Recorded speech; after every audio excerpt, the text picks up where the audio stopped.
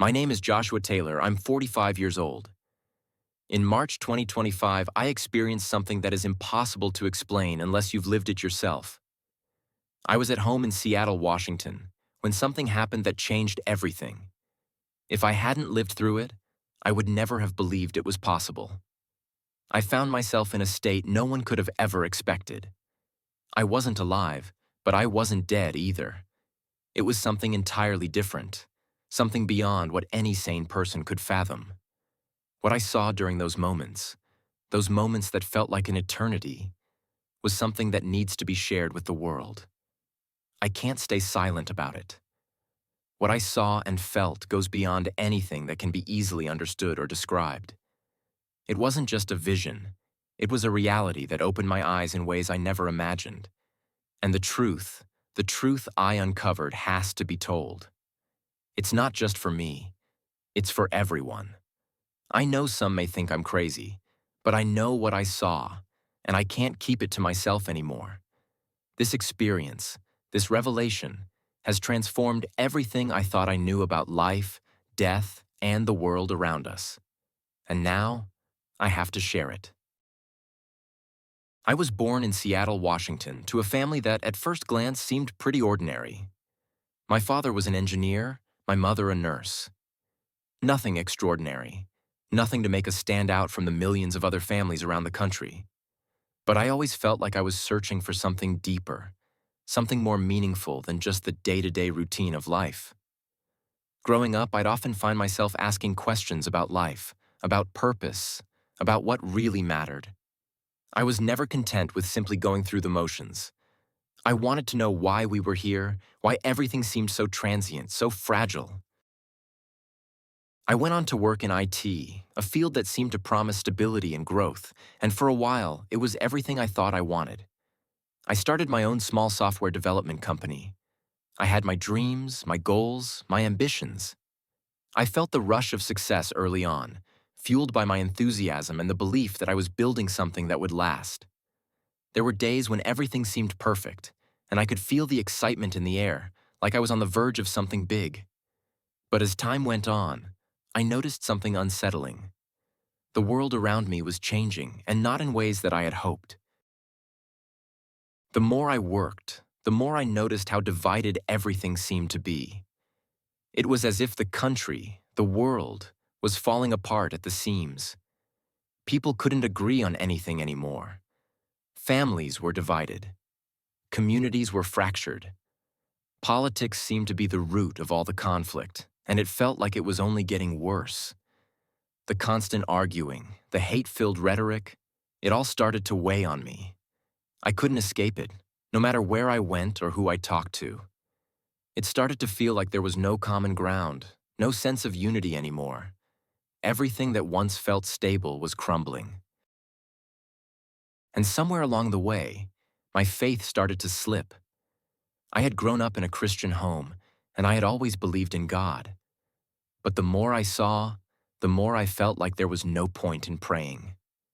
I'd pray for guidance, for peace, for the country, for my family, but it felt like I was just shouting into an empty room. I felt so disconnected, so alone in my beliefs, and I started to question everything. Was God listening? Did He even care? How could a good, loving God allow all this chaos? I had seen good people suffer, seen injustice go unpunished, and seen the world turn its back on everything I'd been taught to believe in. The division, the hatred, it seemed to drown out everything else. I kept praying, hoping that something would change, but the more I prayed, the more distant everything seemed. My faith began to waver, and I couldn't shake the feeling that I was just one of many, lost in the noise of the world. I didn't know what to do anymore. I felt like I was losing control over everything I had once believed in. I still held on to the idea that God was out there, but it felt like He was so far away. My life, my work, my beliefs, they all started to feel meaningless. And then, something happened that would change everything. Something I never could have predicted, something that forced me to confront the deepest questions I had about life, death, and the true nature of everything I had once taken for granted. That's when I saw the truth. That's when everything changed.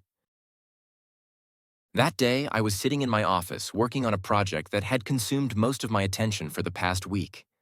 The glow of my computer screen was the only light in the room, and my mind was focused on the task at hand. It was a typical afternoon, just another day in the endless cycle of work and routine. But then, suddenly, everything changed. The sharp pain in my chest came without warning, like a bolt of lightning. It felt like someone had shoved a hot iron straight into my heart, and I gasped for air, trying to make sense of what was happening. I thought maybe it was a panic attack, but the pain only intensified. My vision blurred, and before I could even react, I collapsed onto the desk, my hands grasping at the surface, trying to hold on. I wanted to scream, to call for help, but the words wouldn't come. All I could feel was this crushing weight, and then everything went dark. In that moment, I knew something had changed. It wasn't just the loss of consciousness. It was the unmistakable sense that I was no longer in control, that I was leaving something behind. I wasn't afraid, not at all. There was no fear of death, no panic over the unknown. There was only a strange sense of peace, as if the weight of the world had been lifted off my shoulders. I wasn't scared, just calm. I wasn't even sure if I was still breathing, or if my heart was still beating. All I knew was that the pain was gone, replaced by an eerie quiet. As I drifted, I felt a pull, as if I was being drawn away from the place I had just been. I was no longer tethered to the world in the way I had been. It was as though I was floating, weightless, unburdened. I couldn't see myself, but I knew I was outside my body. It was like I was floating just above it, hovering, watching from a distance. There was no panic, no sense of urgency, only this profound feeling of release, like I was being freed from the chains of my own existence. The room I had just been in disappeared, and everything around me became a blur. The darkness, which had once been suffocating, was now soft, almost comforting. And then, I saw it, the light. It was faint at first, just a distant glow, but it grew stronger, brighter, until it enveloped everything around me. The darkness faded completely, replaced by the most beautiful, serene light I had ever imagined. It wasn't harsh or blinding. It was gentle, warm, as if the light was alive, breathing with me. I wasn't afraid. I felt no urgency to return, no fear of what was happening. I felt free. There was nothing holding me back anymore, nothing I had to do or prove. The worries, the stress, the doubts that had weighed on me for so long, they were gone. It was as if I had shed them all in an instant. I had been carrying so much for so long, and now, in this moment, all of it was gone. I didn't understand it at first. I didn't know what was happening to me or where I was. But I knew, in the deepest part of my soul, that this was real. This wasn't a dream or an illusion. This was something far greater, something beyond anything I had ever experienced. I was in a place that felt like home, a place where I was no longer bound by time or space, where all the burdens I had carried through my life were left behind, forgotten. And then, as I continued to drift in that peaceful light, something shifted. I felt a presence near me, something or someone approaching, and it was then that I knew I was not alone. I ascended higher and higher, feeling the weight of the world fall away with each passing second. The earth, once so vast beneath me, slowly disappeared into the distance until there was nothing left but a vast expanse of golden light. The light was unlike any I had ever seen before. It wasn't harsh or blinding, but soft and inviting, almost as if it had a life of its own. It radiated warmth, a kind of pure love that filled every part of me. I felt completely at peace, free from all the worries that had once consumed me. There was no pain, no sorrow, just an overwhelming sense of tranquility that washed over me, as if I were exactly where I was meant to be. As I floated through this radiant space, I saw a figure in the distance. At first, it was just a silhouette, but as it came closer, I could make out the details. It was a man, tall and serene, with dark eyes that seemed to hold an infinite depth. He was dressed in white, glowing softly in the golden light that surrounded us. I didn't have to think twice. I knew who he was. It was Jesus. As he approached, a sense of profound love enveloped me. His gaze was gentle but piercing, as if he could see straight into the core of my being. There was no judgment in his eyes, only a boundless love that made me feel utterly safe, like I had come home. His presence was so comforting, so full of peace, that I felt no fear, only an overwhelming sense of belonging. "Joshua," he said, his voice deep and resonant, like the sound of the ocean meeting the shore, but gentle and warm. "You have been my faithful servant, even when you doubted.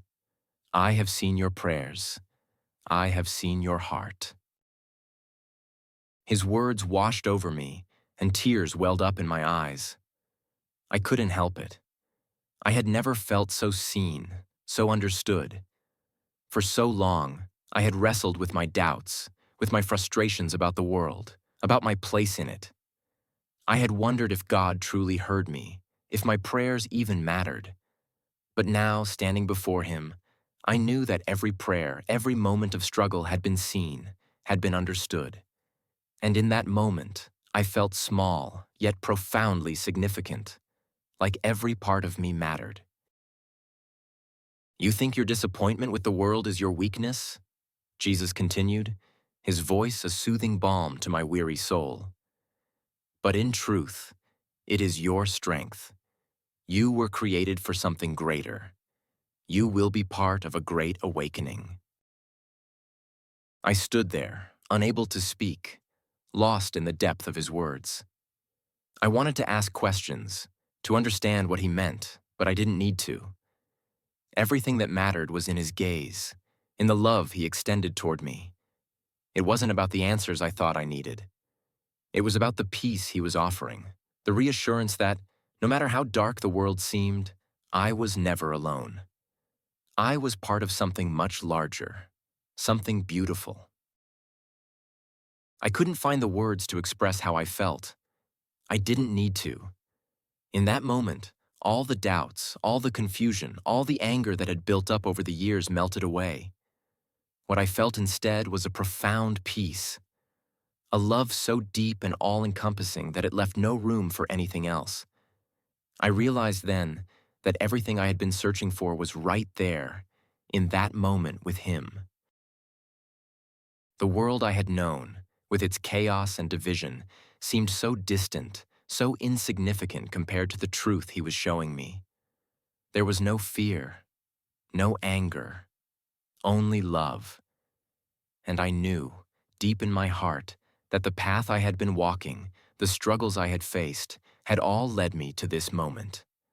The peace that enveloped me was not just a fleeting feeling. It was a promise, a reminder that no matter what lay ahead, I was never truly alone. I was loved, and that love was more powerful than anything I had ever imagined. Jesus pointed to the vast expanse around us, and suddenly, I found myself standing on top of a great mountain. From this height, I could see the entire country laid out before me. The cities, the people, the cars, the houses. It all stretched out like a living map. But what struck me most was how deeply I could feel the hearts of those below. I felt their hopes, their fears, their struggles, and their prayers. It wasn't just a visual experience. It was an emotional one. I was connected to everyone in a way that words could never fully describe. "You asked me what the future holds for your country," Jesus said, his voice calm yet firm. "I will show you what awaits America if the people do not awaken." With a gentle gesture, he pointed to Washington, D.C. I saw the White House, but now it was surrounded by an ominous shadow. Despite the bright light that seemed to surround everything else, there was an unmistakable darkness at the heart of it all. The scene was unsettling, filled with an overwhelming sense of tension and fear. The light around it flickered, unable to pierce the shadow that had settled over the center of power. The next few years will be the hardest in your country's history, Jesus said, his tone serious. But you must understand, this is not inevitable. It will be this way if my people do not begin to pray, if they do not turn away from hatred and division. What I saw next made my heart sink. I watched as cities were consumed by violence, neighborhoods torn apart by rage. People, once united, were now divided by politics and lies. The air was thick with anger, and the atmosphere felt heavy, as if the very essence of the country was being suffocated. Arguments and battles became the new normal, and the values of love and understanding seemed to vanish entirely. I could see the faces of families, once peaceful, now consumed by conflict, unable to reach one another. But then, the scene shifted. Jesus guided my vision, showing me another path. I saw people on their knees, praying fervently in homes, in churches, in fields. There was a quiet strength in their unity, a sense of purpose that I had not seen before. I saw families gathered together, not in anger but in compassion, sharing meals, supporting one another. I saw Christians putting aside political differences and choosing to serve the hungry, the homeless, and the needy. The air was filled with hope, and the love between people shone brighter than any darkness. It was a scene of healing, of transformation. This is the path of healing, Jesus said, the path of love. I felt something stir within me, a choice, a deep responsibility. Jesus turned to me, his eyes filled with both urgency and hope. You choose, Joshua. Will this be the path of destruction, or will it be the path of salvation? His words lingered in the air, and I knew that the future was not set in stone. The fate of the country, the people, even the world, it all rested in the hands of those who would choose love over division, prayer over anger. The choice was clear, yet so heavy. Would we choose unity? Would we choose to love one another despite our differences? Or would we let the darkness consume us? It was not about politics, not about power. It was about our hearts and how we chose to live. I knew that the time to decide was now, and the world was waiting for us to wake up. The spiritual battle was real, and it was up to us to choose which side we would fight for. I returned to the real world, and in that moment, everything changed.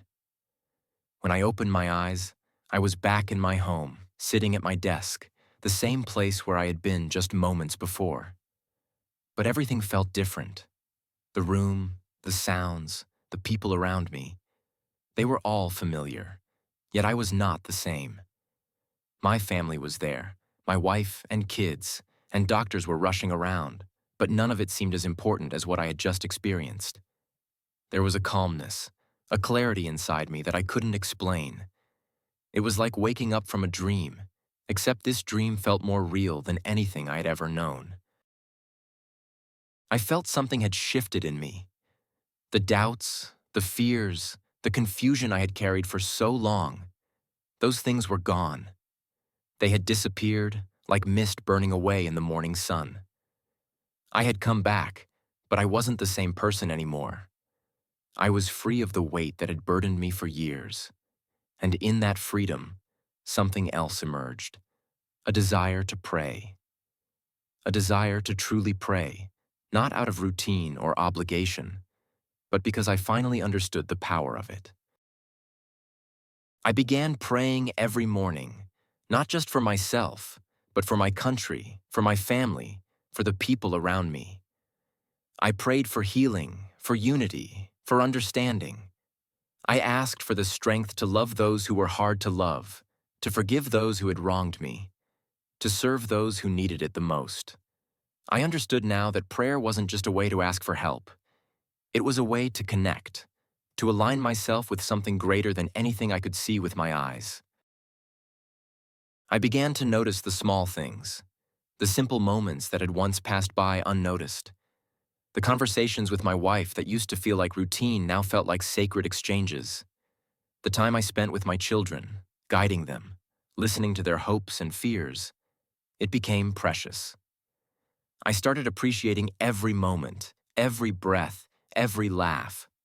The world, once so full of stress and division, suddenly felt like it had more depth. It wasn't about politics. It wasn't about the endless battles between right and left. The constant arguing, the divisions that seemed so important before, all of that faded away. It felt insignificant, like background noise that had no real place in my life anymore. Love and prayer became my focus. I realized that in the midst of all the chaos, the solution was simple: to love, to forgive, and to serve. I had spent so much of my life chasing after things that, in the grand scheme of things, didn't matter. But now I understood. It was the love we shared with others, the way we chose to treat people, that truly made a difference. I no longer saw the world through the lens of anger or frustration. I saw it through the lens of compassion. Politics, the never-ending arguments, the battle for power, it all seemed so small compared to what truly mattered. I wasn't saying those things weren't important, but I had come to understand that they were secondary. The heart of everything, the heart of life itself, was love. Prayer was how I stayed connected to that heart, and through prayer, I began to see the world with new eyes. I realized that no matter how dark things seemed, there was always a way to bring light. And that light came from within, from choosing love and choosing faith. I knew now that this was my purpose: to live a life of service, to love without boundaries, and to spread that love to everyone I met. The transformation I had gone through, the lessons I had learned in the other realm, had made me a new person, and I was determined to live in a way that honored that transformation. Since that day, every single morning I have prayed. It's no longer just a routine or a habit, it's a way of living. Prayer has become the lens through which I see the world, and it's through this new perspective that I've begun to witness changes in everything around me. It's amazing how much power lies in simple words spoken with sincerity, how a prayer can shift your heart, your thoughts, and your actions. I no longer spend time in anger or arguments. The things that once seemed so important, the debates, the frustrations, now seem so trivial. Instead, I choose to pray for the people around me. I pray for my country, for healing, for peace. I pray for the strength to love those who are difficult to love, to forgive those who have hurt me, and to serve those in need. In the quiet moments of prayer, I feel a deep sense of connection to something greater than myself. It's not just about asking for help anymore. It's about aligning myself with the divine, seeking guidance, and opening my heart to what truly matters. I've come to understand that love is at the core of everything. It's not the hate or division that defines us. It's our ability to love, to understand, and to come together despite our differences. If we choose love, we can change the world. If we choose prayer, we can find the strength to heal the wounds that have torn us apart. I don't know what the future holds for us, but I do know that if we keep praying, if we choose to live lives filled with love and compassion, then things can get better. I've seen the power of prayer, and I've felt the transformation that it brings. I am ready to be part of this awakening, this new era where faith, love, and service lead the way. I believe that if we follow Jesus, if we walk the path of love and understanding, we can create a world that is healed, whole, and united. My outlook on life has completely shifted. What once seemed important, the material things, the power struggles, the frustrations, no longer hold the same weight. What matters now is how we live, how we treat each other, and how we choose to show up in the world. I know now that God hears our prayers, and when we seek His face, when we open our hearts to His will, we will see miracles unfold in ways we never expected. We all have a role to play in this, and it starts with a simple choice: to pray, to love, and to serve. I know the journey ahead won't be easy, but I also know that with faith and love, we can face anything. We are not alone. Together, we can change the world, one prayer at a time. And I will continue to live with this truth. Every prayer, every act of love, has the power to transform us and the world around us.